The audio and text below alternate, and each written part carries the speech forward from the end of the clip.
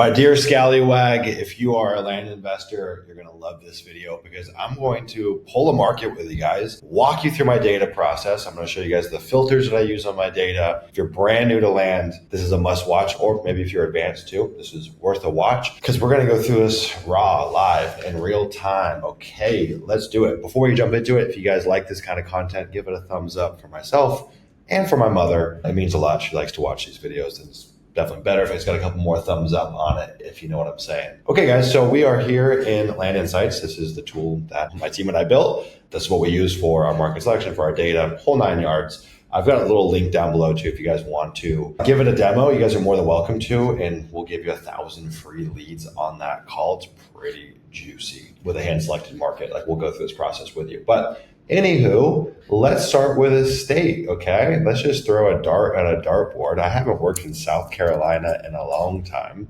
So we're gonna start in South Carolina. We'll zoom in on the heat map over here. Now, South Carolina actually put some new rules in place where you can't double close on the MLS. There's loopholes and workarounds. So there's some whispers of workarounds, but yeah, no double closes, but still a great state. A lot of demand out here. It's a competitive state for sure. You know, if you think about most of the Southeast, it's booming and everyone knows it's booming. So it's not very non-obvious. It's very obvious. And so you end up dealing with owners that are pretty savvy. They've got developers hitting them up. They've got a nice property, other investors, wholesalers, you know, whole 9 yards. So I just that doesn't mean don't work there. But before I work in the Southeast or anywhere, I got to know what I'm getting myself into, right? Proper expectations are everything. If you think you're going to drop 1,000 letters and get a deal here, you're probably sorely mistaken. So just for context, and I'm not saying to go and copy me in these videos. This is not like what you should do or shouldn't do. So I'm going to sort by STR. If you guys don't know, it's a statistic that we created in LEA, coined by yours truly. This is the percentage that properties are turning over based off current supply, okay?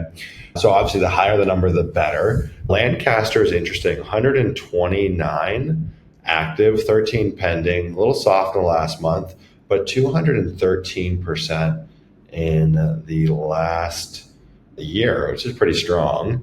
Let's keep on just perusing through this list. Looks like a couple of these are pretty soft last month. This is interesting. Anderson County, still strong last month. A ton pending in Anderson. So I'll add Anderson. I'm going to add Lancaster.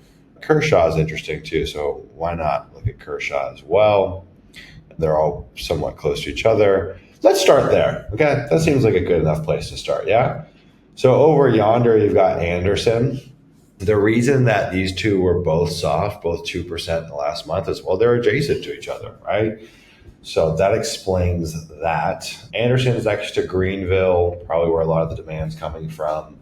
198. Okay, let me start breaking this down from a pricing standpoint, okay? So I'm going to come up here. I'm going to drop this down. Let's just start with the 5 to 10 acres.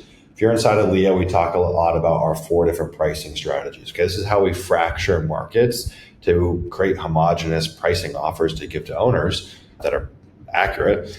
So we've got countywide acreage range, then we got zip codes, then we got subdivision, and we got polygon. And that's ranked in order of like what we use most often to least often, or easiest to hardest.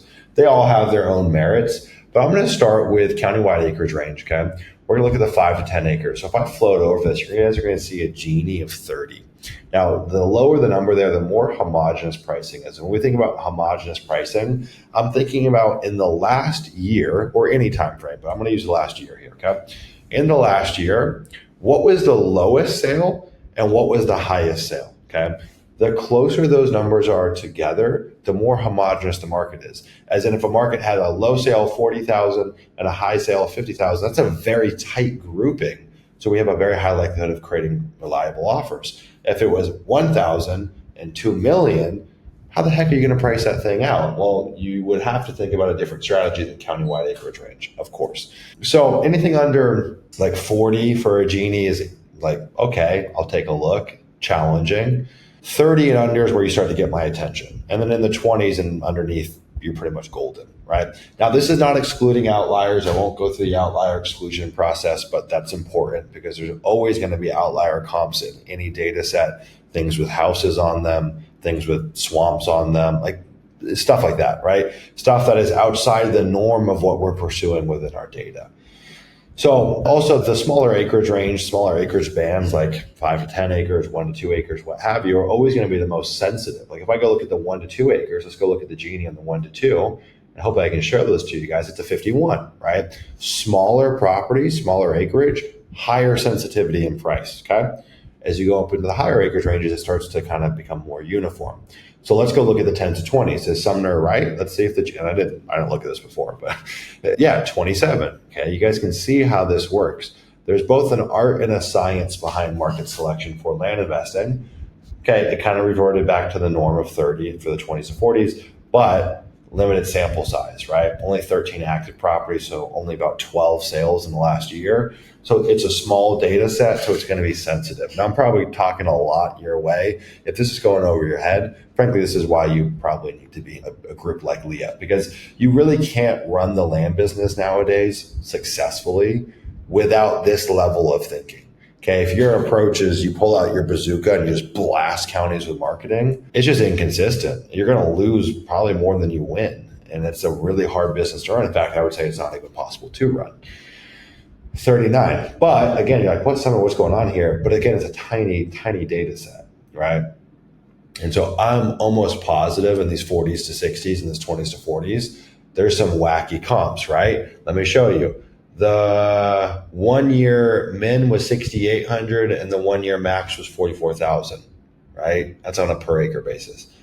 The 44,000 an acre, I mean, that's got to be like entitlement land, development land, or it's got like a supermarket on it. And that stuff ends up in all MLS comps. Go click land on Redfin or Zillow, and you're going to see houses in there occasionally and weird stuff that sneaks in. And that's why we always scrub stuff for outliers. Okay, so Anderson County, interesting. Whoa, crazy Genie in Lancaster. Okay, in Kershaw. I'm leaning towards Anderson. I'm definitely leaning towards Anderson. Yeah, let's go play with Anderson. Okay. So we're going to go over to the data platform now and queue this up and let's jump into it. Okay, we're going to come over here. We're going to type in Anderson County. It'll auto-populate Anderson County, South Carolina. I've got a lot of filters on it, and I live in Bali, so the internet can be a little slow. Let's turn off the contour lines for now. I'm going to turn off the MLS comps for now just so you guys have a better view. I'll turn on the county layer just so you guys can see the counties around it, okay?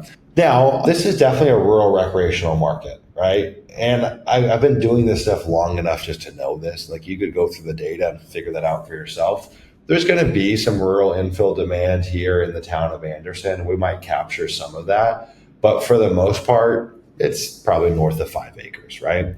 Now, I'm going to play around. I'm probably still going to pick up some stuff under 5s, and we're going to capture some rural infill inventory. But like the stuff that's in the heart of the town, like little quarter acres and whatnot, I'm not interested in playing with that. I do buy them from time to time. Sometimes owners own them. We hit them up on a 40, but they say, hey, I've got 20 separate quarter acres. Yeah, I'll buy them if the price is right. Let's pop down here. Now, one thing that's really cool about Land Insights, this is money, okay? So I told you guys about our 4 pricing strategies. This is all we use. There are other ways to price markets, but this is literally all you really need to build a very successful land business following the Leah approach. Look, there's other ways to slice and dice it. Countywide, zip codes, subdivisions, polygons. That is the money maker, son. So we could come and add a polygon here if we wanted to. We could go put in our zip codes here, right? You can put in multiple zip codes. But what's really nifty is you could come here to the subdivision field. Land Insights is the only tool that does this. It'll show you every single subdivision there. You see every other tool out there either hides this information or they make you prompt it. So I would have to search to Dadrian Brown to even see any of the ones that are spelled like the Dadrian Brown. So this makes our market selection process for subdivisions a cinch because I get the full list. I could just start going through these if I wanted to. There's obviously a ton, okay? And a lot of these are probably not worth your time. I'm not saying every subdivision should be worked in, but this is so nice. It's so helpful. Okay, so I'm going to go a smidge lower than 5. For a lot of reasons. Look, at buyers aren't dogmatic. A 4 acre versus a 5 acre don't really matter much to them. And this is going to be a more expensive county. So usually I go up like hundreds of acres if the price makes sense. Things are going to get really expensive here. So I'm going to cut it off at 100. And I'm more thinking about price, right? I'm not trying to go after the $5 million property. Like, at least not typically. I've never done a deal that big. So it's not really what we focus on. We focus on what we call the mid-market strategy, which is kind of a framework that we coined inside of Leah. I'll put in 5% for the max improvement percentage. I'm okay to buy things that have structures. I'll even go up to 10%. We've done money deals that have little 1,000 square foot kind of derelict shacks on them, or sometimes you get data where it had a house but it burnt down, but it's still registering with the assessor that it's got a house on it. I'm always looking for what are those pools of data that no one else is touching. You know what I mean? Now, for the zoning type, I'm not really too worried about the zoning type. Land use, I'm not really too worried about it either. So I'm going to leave that alone. Okay. I'm going to move you guys over here. So you can see that we've got 6,300 parcels so far. If I were to go say, show me the out-of-state owners, let's see what that registers. So it chops it down by 90%. I don't play the out-of-state game. I think it's a waste of time. Unless you've got no money. Okay. If you've got like literally no money, sure. But we buy deals all the time from people who live in the same state. Like, I don't know the number off the top of my head. 50% of our deals, like whoever's spreading this out-of-state conspiracy is a lunatic. Out of county, okay, could be a little more reasonable, but we still buy plenty of deals from people that live in the county. Hell, we buy deals from people that live in the neighboring house. So it's like, why not? You know, now if you're on really, really tight funds, sure. So it brings it down to 1,400. We could play around with out of zip. That could be interesting. So anyways, okay. Also another weird urban legend conspiracy, exclude corporate owners. No, we do work with corporate owners. I'll keep them in there. It doesn't really bother me. If we were to exclude them, it's not going to make a huge detriment to our data. It doesn't drop it dramatically. You will have lower yields with corporate owners. So, again, if you're on a tiny budget, play the game how you have to play the game.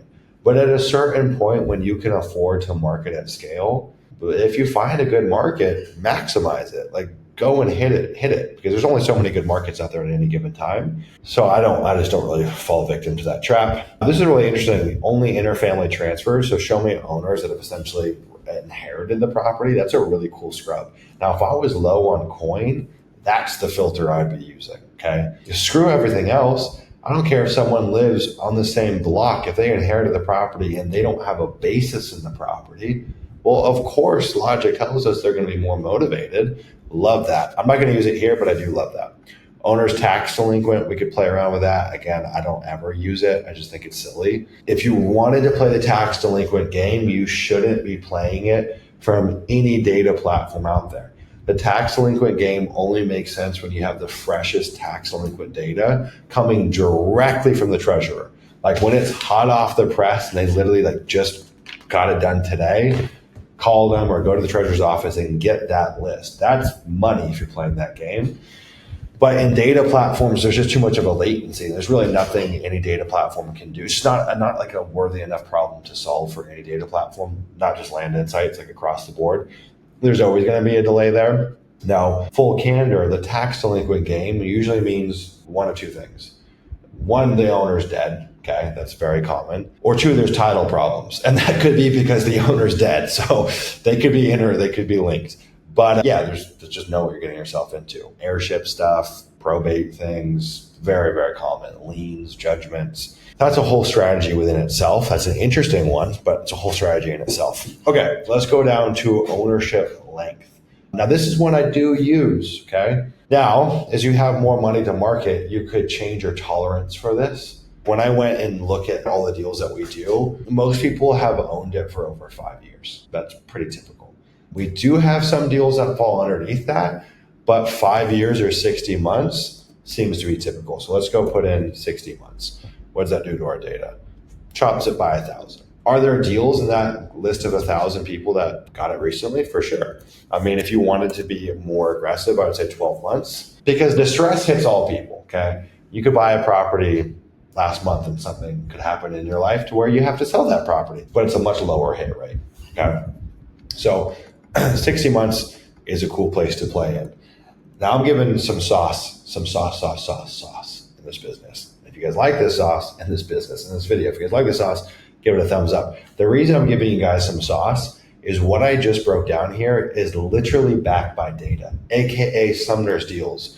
I think that every person, for the most part, I can't really say, but I think that a lot of people parrot these truisms in these coaching programs. Oh, work with out of state. But have they ever done a meta-analysis on their deals to really figure out if people are truly, all their sellers are out of state? I've done meta-analysis on our deals, and this has been the most important factor, bar none. Nothing came close to it, like not even remotely close. So that's sauce.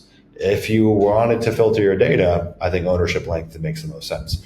Now, keyword exclusion, this is very potent stuff. Everyone should be doing this, okay?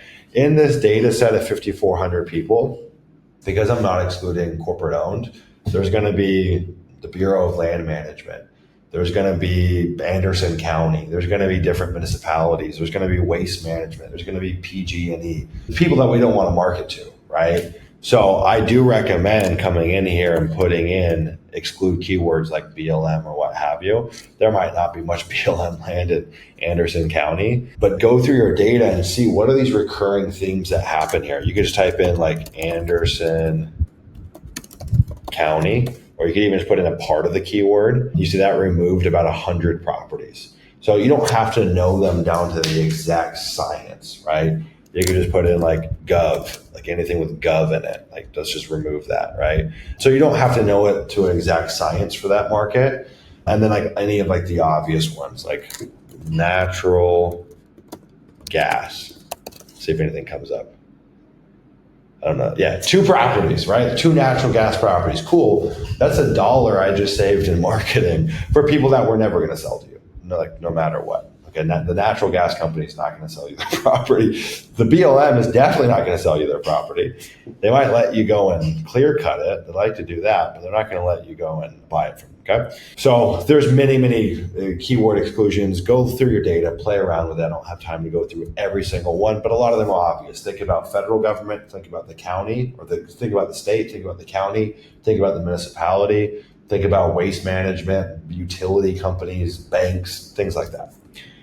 Okay, county assessor. I'm not going to play with that. I kind of play with size, and usually size based off my market selection, which was really quick in this case, but usually size based off my market selection solves for the price point. Now, you could come in here and toggle with this. I find that obviously the county assessor is like wildly inaccurate, and the market total values vary in accuracy from state to state. So I don't play with it that much, to be honest. The max improvement value, you could play with that if you wanted to, but for the most part, I don't use the county assessor's data a whole heck of a lot. Okay. Sale info. This is really interesting. Okay. This is very cool. You could come in and actually say what kind of deed it was transferred in the last sale. Super fascinating, right? Maybe you want just people that had it through a quitclaim deed. It's only 8 properties based off of our search criteria. And typically we don't love buying quitclaim deeds. Like, I'm not going to buy a property on a quitclaim deed, but if the previous sales on a quitclaim deed, there's a good chance that was a family sale. You know what I mean? Or there's usually a story there that I find fascinating that can lead to motivation. So all of these have a story to tell. Some of them are gargly goop, like are crazy stuff that you don't need.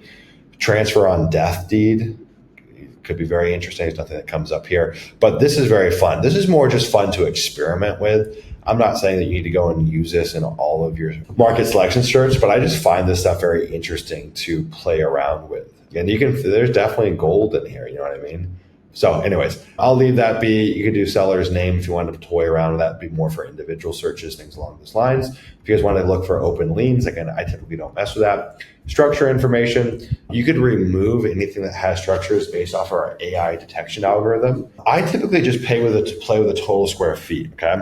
So I'm usually going to go I used to do like 500. I think a max of 1,000 is fair. I think I've lost or walked away from potential deals, or obviously not generated certain leads that looking back, I totally would have done. Like, there's a gentleman in Leah doing a $500,000 profit subdivide. It's a money subdivide, and it just so happens to have a house on it. It's like, cool, subdivide off the house, subdivide the land. Great deals to be had there. So 1,000, you could even bump that up a bit more if you wanted to. Total structure count, I'm not going to play with that.